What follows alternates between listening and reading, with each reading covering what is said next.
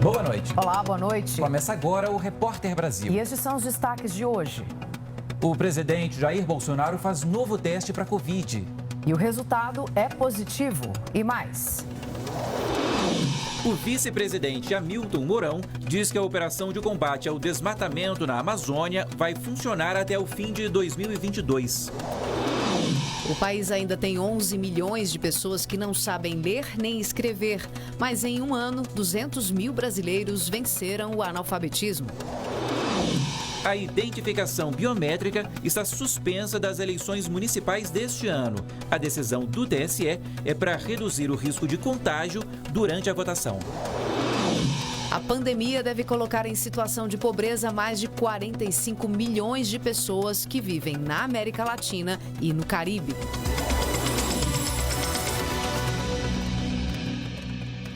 O presidente Jair Bolsonaro fez um novo teste de Covid-19 e o resultado confirmou que o presidente tem a doença. O primeiro resultado foi na terça-feira da semana passada. Bolsonaro segue no Palácio da Alvorada e é acompanhado pela equipe médica da Presidência da República. Há pouco, o presidente falou sobre o resultado. Estou bem, graças a Deus. Fiz exame ontem à noite. Ou melhor, ontem de manhã fiz o exame. À noite deu o resultado que ainda estou positivo para o coronavírus. Então espero que nos próximos dias faça um novo exame. E se Deus quiser, dê tudo certo para a gente voltar logo à atividade. A partir de amanhã, pacientes com a Covid-19 terão um reforço de ventiladores pulmonares que foram desenvolvidos por pesquisadores da USP, a Universidade de São Paulo. Da capital paulista, ao vivo, a repórter Anne Zanetti traz os detalhes dessa novidade para a gente. Anne, boa noite. Olá, Cate, Paulo, boa noite a vocês e a todos. 200 pesquisadores participaram da produção do Inspire, o respirador que nesse primeiro momento vai dar suporte a leitos de UTI do Instituto do Coração. Militares do Centro Tecnológico da Marinha também participaram do projeto. Essa parceria prevê a produção de 10 respiradores por dia. O aparelho é fabricado em 2 horas e o preço de custo não ultrapassa os R$10 mil, ou seja, é muito mais barato. O estado ultrapassou os 393 mil casos confirmados de coronavírus. 18.640 pessoas morreram e quase 247 mil se recuperaram. E pesquisadores da Universidade Estadual de Campinas tentam entender por que obesos e idosos têm sido as principais vítimas da Covid-19. Veja agora na reportagem. Estudos preliminares feitos por pesquisadores da Unicamp apontam que células de gordura poderiam concentrar uma carga maior do vírus SARS-CoV-19 do que células do pulmão ou do intestino, que são alvo primário. A gente vem estudando também que na obesidade, essa infecção do tecido adiposo pode exacerbar esse processo inflamatório e, portanto, isso poderia explicar por que indivíduos obesos têm um risco maior de desenvolver a forma grave de Covid-19. O problema pode ser ainda mais grave nos idosos. Segundo os experimentos, as células de gordura envelhecidas, chamadas de células senescentes, poderiam acumular 3 vezes mais vírus. Esse também é um outro caminho que a gente está perseguindo para testes em vivo, em modelos animais inicialmente e eventualmente em humanos mais para frente, se a eliminação de células senescentes poderia, de certa forma, diminuir a carga viral no indivíduo e melhorar a resposta do indivíduo ao vírus, evitando então essa hiperinflamação que acontece e mitigando talvez os efeitos graves da doença. Os estudos ainda não são conclusivos, estão em desenvolvimento. Mas o que os pesquisadores não têm dúvida é a importância de hábitos saudáveis de vida. A nossa saúde metabólica, a nossa saúde vai com certeza determinar o nosso risco para a doença. No Rio de Janeiro, as incertezas com o carnaval do ano que vem têm um novo capítulo. A gente fala com o Igor, então, ao vivo lá do Rio de Janeiro. Quando é que a gente vai ter uma definição dessa história, Igor? Boa noite para você. Boa noite, Paulo. Boa noite, Catiúcia. Sim, essa definição vai acontecer em setembro. Foi o que ficou definido em uma reunião que aconteceu ontem entre as escolas de samba e a Eliesa, as escolas manifestando preocupação com o avanço da Covid-19 aqui no estado e querem associar essa realização dos desfiles à existência de uma vacina, muito por conta da aglomeração de pessoas que é super comum de acontecer no carnaval. A data prevista, a princípio, para esse desfile é 14 e 15 de fevereiro do ano que vem, aqui na Sapucaí. Bom, atualizando os números da Covid-19 aqui no estado do Rio de Janeiro, são 134.449 casos, com 11.757 mortes e 114.351 recuperados. E nesse momento de pandemia, pais e mães podem ficar um pouco perdidos por conta das recomendações de evitar aglomerações, ao mesmo tempo em que eles têm que procurar atendimento médico para os bebês, especialmente recém-nascidos. Mas os pediatras destacam que esse acompanhamento médico continua sendo essencial. É o que a gente vê agora na reportagem. Maria Luz tinha apenas 4 meses quando começou a pandemia. Mãe de primeira viagem e preocupada com a situação, Bruna pulou 2 meses da consulta mensal obrigatória a bebês de até 1 ano. Mas depois de a pediatra reiterar a importância desse atendimento presencial, agora a mãe não deixa de ir com a filha ao consultório. Eu vou continuar com todos esses cuidados, não vou deixar mais elas ir no pediatra, não vou deixar de dar vacina, vou dar vacina atrasada. Pensamento positivo que vai dar tudo certo, né? Além do acompanhamento médico obrigatório, o cartão de vacinação também tem que estar em dia. Procure levar nos postos de saúde fora do horário de pico ou, de repente, fazer o agendamento domiciliar, né, se for possível. Quando é preciso sair, alguns cuidados simples ajudam a proteger os bebês, como segurá-los no colo para evitar contato com superfícies contaminadas e, em vez de usar máscara de pano, que apresentam risco de sufocamento, máscaras de acetato como essa são as indicadas. Recomendado mesmo nessa faixa etária são as barreiras físicas, né, como as máscaras de proteção, né, um paninho, aquelas capas de chuva de proteção e realmente manter o distanciamento social. E uma vez que todos os adultos estejam utilizando a máscara, a criança também vai estar, né, a criança até os 2 anos e os bebês que não podem utilizar, elas estarão protegidas. O número de casos e mortes por Covid-19 ficou estável no país na última semana, mas a doença avança no interior e nas regiões sul e centro-oeste. É o que mostra o boletim mais recente do Ministério da Saúde. A repórter Selma Dias acompanhou a divulgação desses dados há pouco e traz os detalhes para a gente, não é isso, Selma? Boa noite. Oi, Catiúcia, Paulo, boa noite a vocês, também a todos. Exatamente, o boletim mostrou que na última semana não houve crescimento significativo nem de casos e nem de mortes. Isso de forma geral, olhando aí o Brasil como um todo.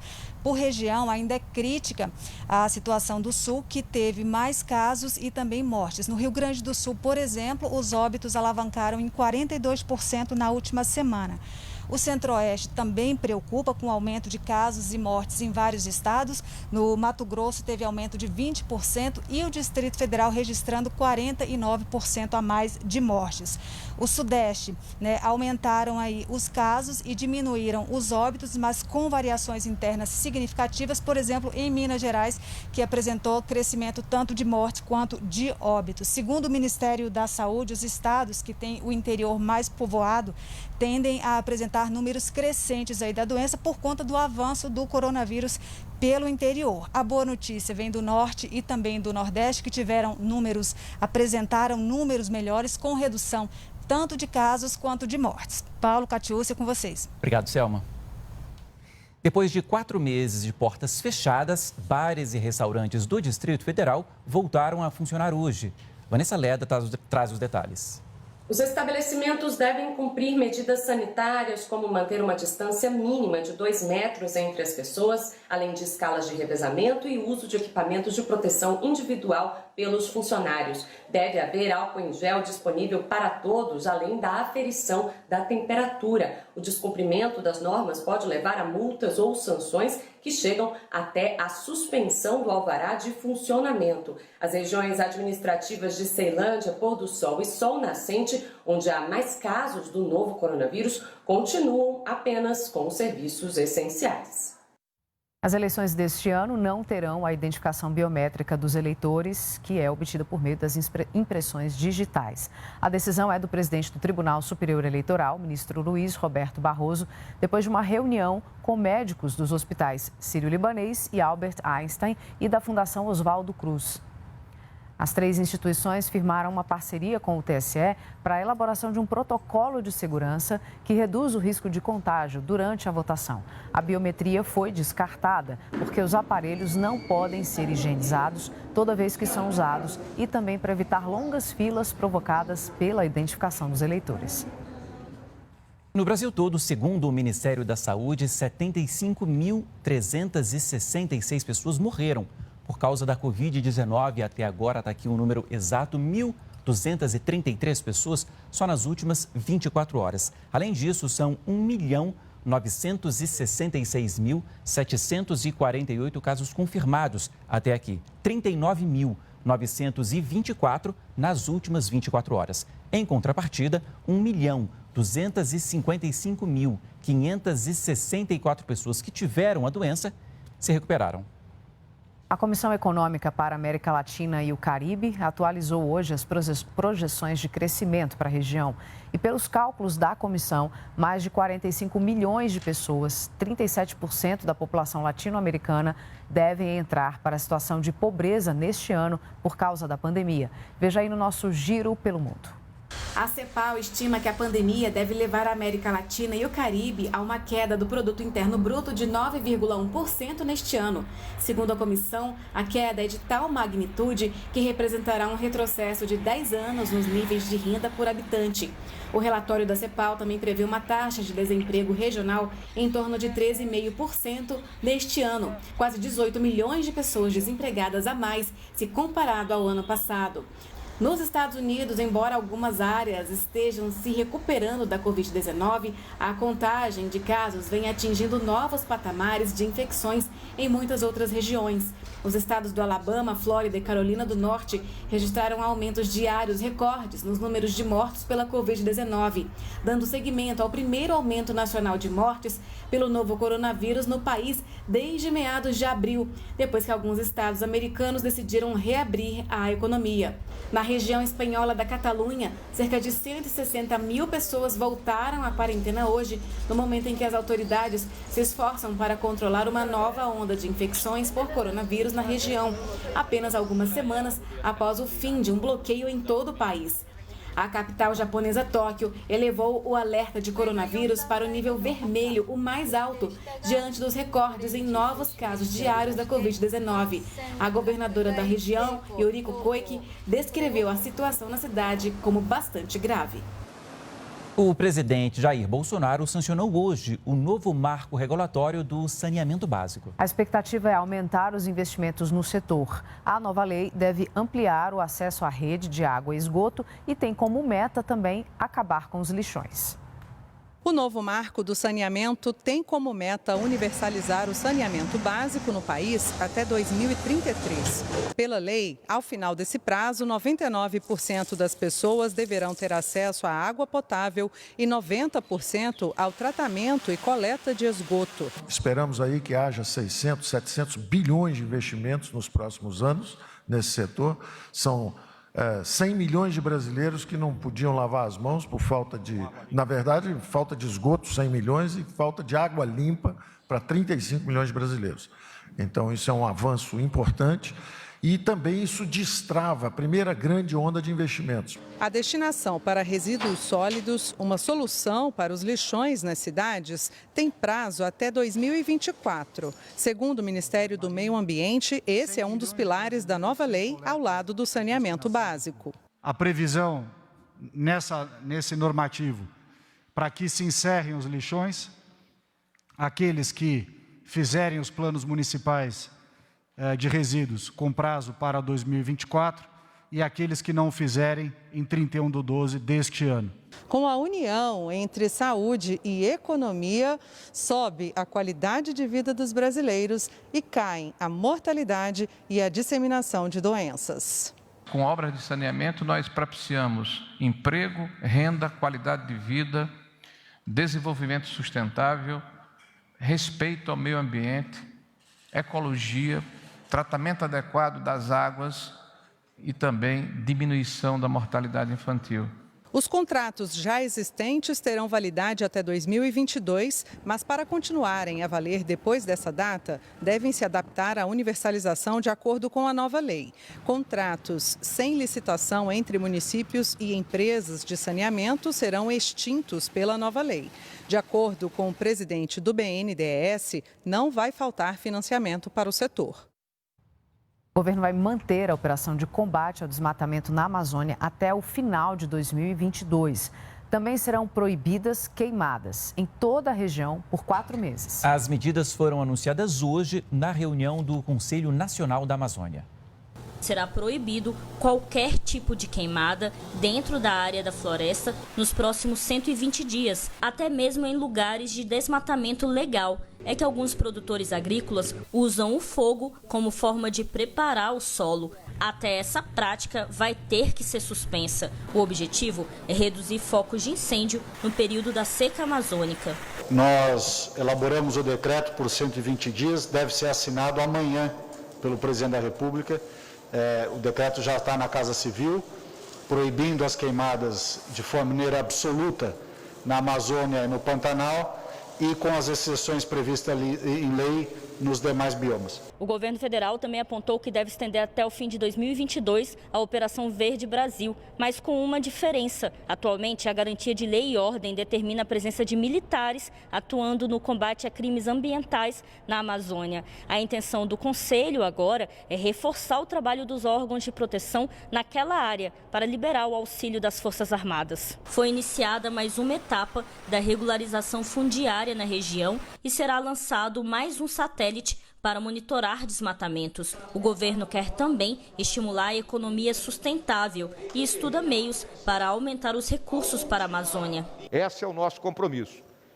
Vamos buscar reduzir ao mínimo aceitável os índices de desmatamento e queimada, demonstrando com isso à comunidade internacional e à sociedade brasileira esse nosso compromisso e deixando claro que desmatamento zero e desenvolvimento econômico não são excludentes, muito pelo contrário. Essa é a nossa grande tarefa.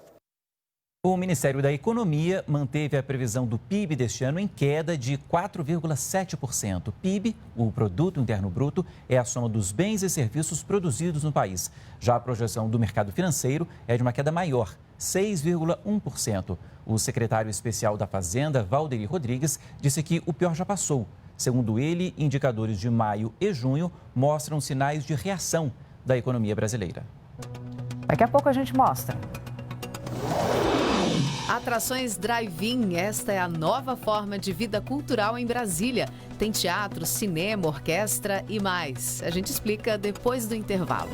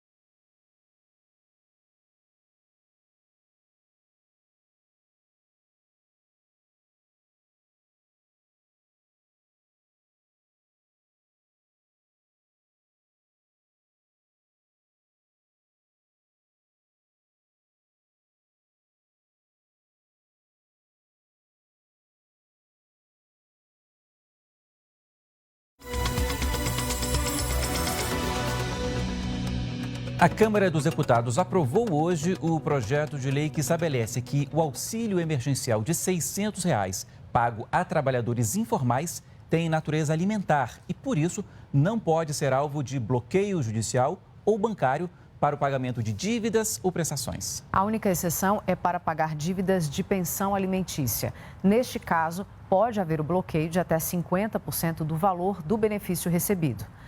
A regra valerá, a princípio, até 31 de dezembro de 2020, mas poderá ser prorrogada. O texto segue agora para análise do Senado. Se for aprovado, ele irá para a sanção presidencial. A taxa de analfabetismo caiu no Brasil. É o que mostra a Pesquisa Nacional por Amostra de Domicílios Contínua do IBGE. Mas o estudo revela também que ainda há muitos desafios, principalmente na educação dos mais velhos. Primeira notícia ruim. No Brasil, 11 milhões de pessoas de 15 anos ou mais não sabem ler e escrever. Mas também tem a boa. A taxa de analfabetismo no país caiu de 6,8% em 2018 para 6,6% no ano passado. Na prática, esses 0,2 pontos percentuais a menos representam 200 mil pessoas que saíram da lista. Todos esses números vêm da PNAD Contínua e Educação, divulgada hoje pelo IBGE.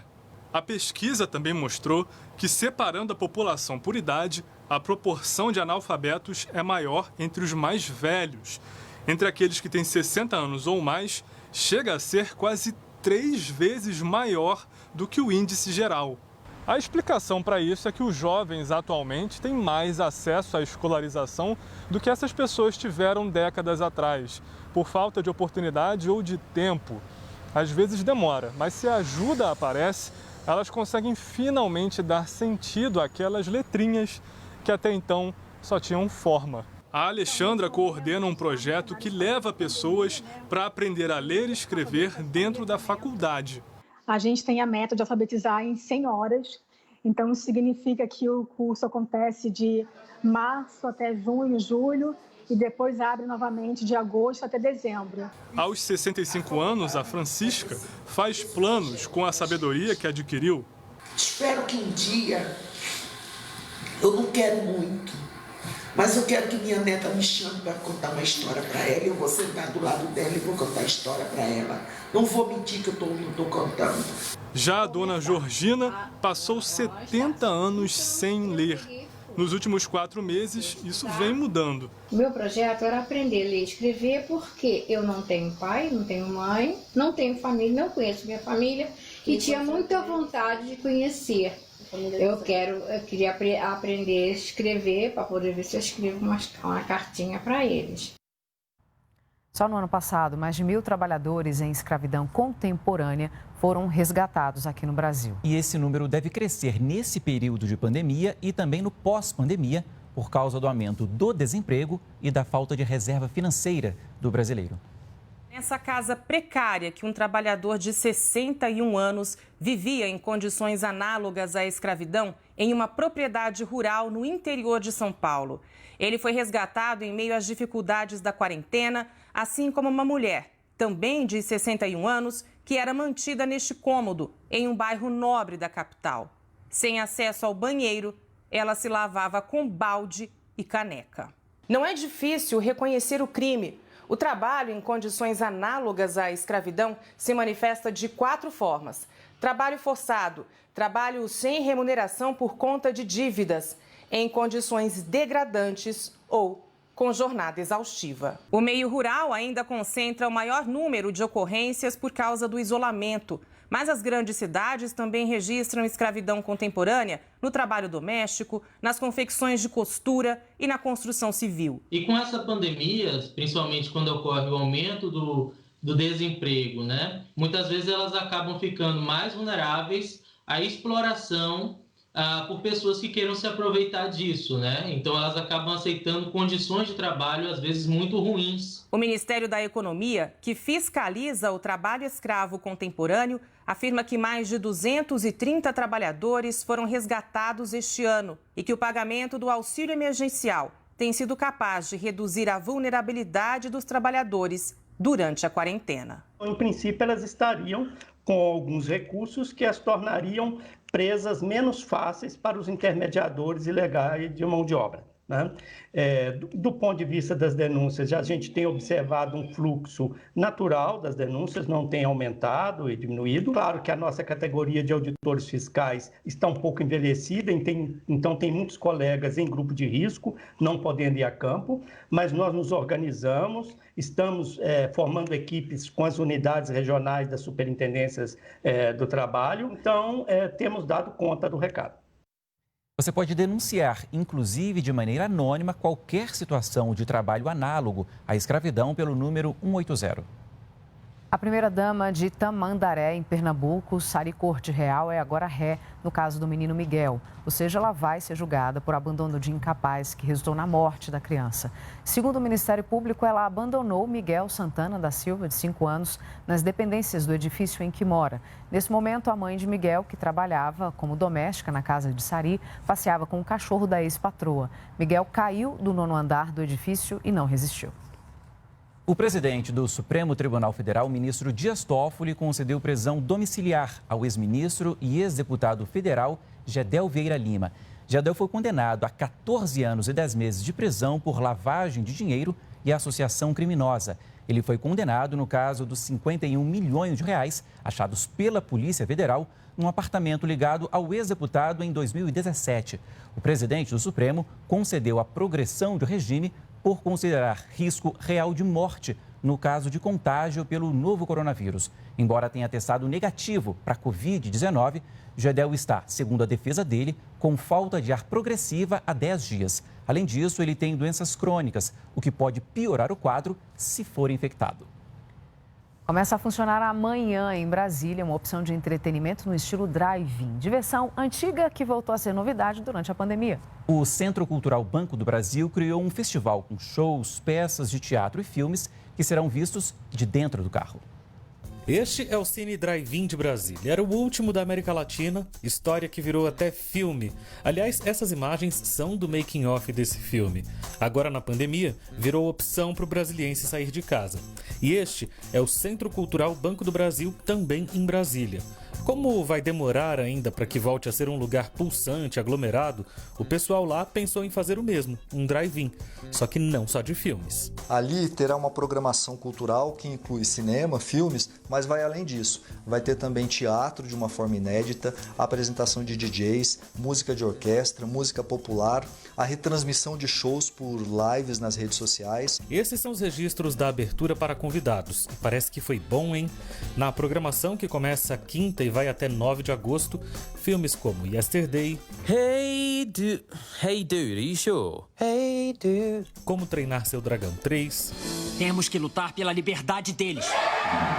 E a peça de teatro, A Valsa de Lili, que interrompeu a temporada quando o CCBB fechou por causa da pandemia. Eu entendi o que é o horizonte! O espaço tem capacidade de receber mais de 100 veículos a cada evento e estamos trabalhando seguindo rigorosamente todas as normas, as recomendações de saúde, para evitar riscos com a saúde de quem vem visitar o projeto, e bem como de todos os profissionais que estão trabalhando nele. O preço é de R$ 50 por veículo, sempre de quinta a domingo. Para comprar os ingressos, o site é o www.driveincccbb.com.br. O Repórter Brasil de hoje termina aqui. Boa noite. Boa noite, obrigada pela companhia. Até amanhã. Tchau.